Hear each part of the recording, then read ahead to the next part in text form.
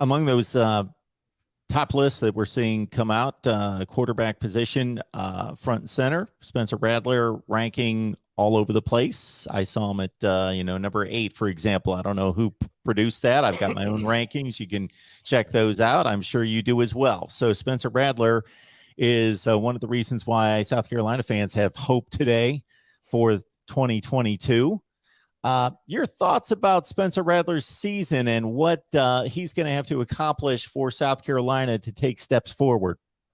Yeah, Mark, for sure. And I mean, again, his addition, one of the biggest splashes of the college football offseason nationally as a whole, and certainly a huge reason why the Gamecocks have the amount of hype and momentum they have going into the 2022 season. But, I've been asked a lot about what is a successful season for Spencer Rattler. And I'll tell you this.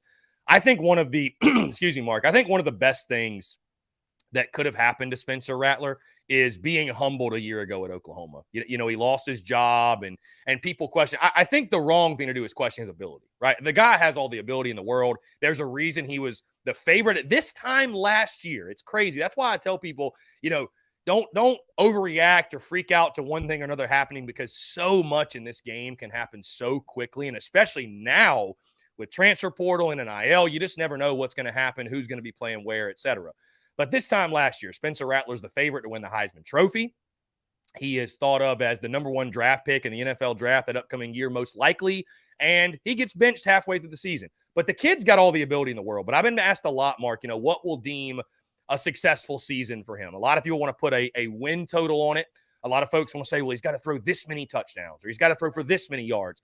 I look at it this way, Mark. A successful season for him, not just for him, though, but for South Carolina, as long as he has a season good enough to where he is getting taken in the NFL draft, doesn't have to be first round. It can be second.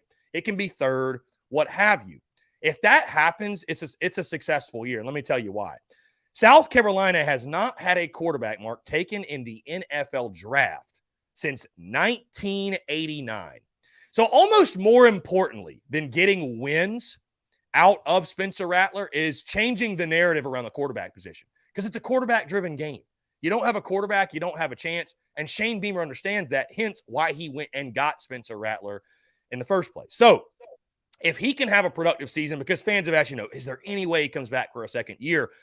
I think if he does, it wasn't a successful season. Because the goal is for him to have his 1 year here, ball out, get drafted, and we reap the benefits in recruiting in the long run. Because as we talked last week, Mark, I mean, that's your biggest challenge. If you're going to challenge in the SEC, if you're going to start challenging the elites, you got to elevate your recruiting, right? So a successful year for Spencer Rattler, have a season to the point where you are getting drafted. It's going to be the first time since 1989 it's happened when Todd Ellis was selected. And I think certainly Spencer Rattler is going to be the highest taken quarterback in the draft South Carolina's ever had.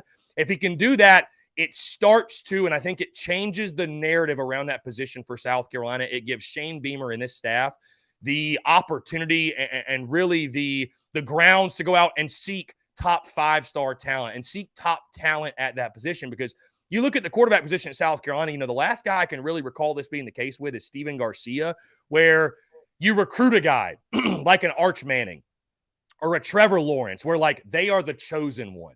And you hate to put that kind of pressure on a kid, but you look at them as like, this is our dude. We've and it's no disrespect to, Luke Doty or Tanner Bailey or Braden Davis, but, you recruit certain guys and you're like, they're a nice piece. They did well in high school. We'll see how they pan out at this level. No, I'm talking about the guys that right? You're expecting them to be your dude the second they step on campus.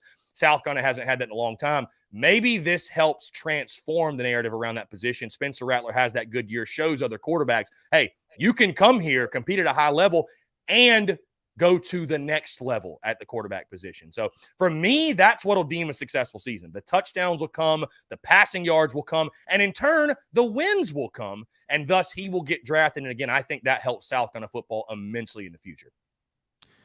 Okay, that's a 2-goal portion right there for Spencer Rattler. Makes total sense right there. 1989. So that was a long time ago. That was pre-SEC South Carolina fans that are a little bit younger. That was pre my birth. That was pre even existing on this planet. So it's been a very, very long time. Not even close for me, but still, yes.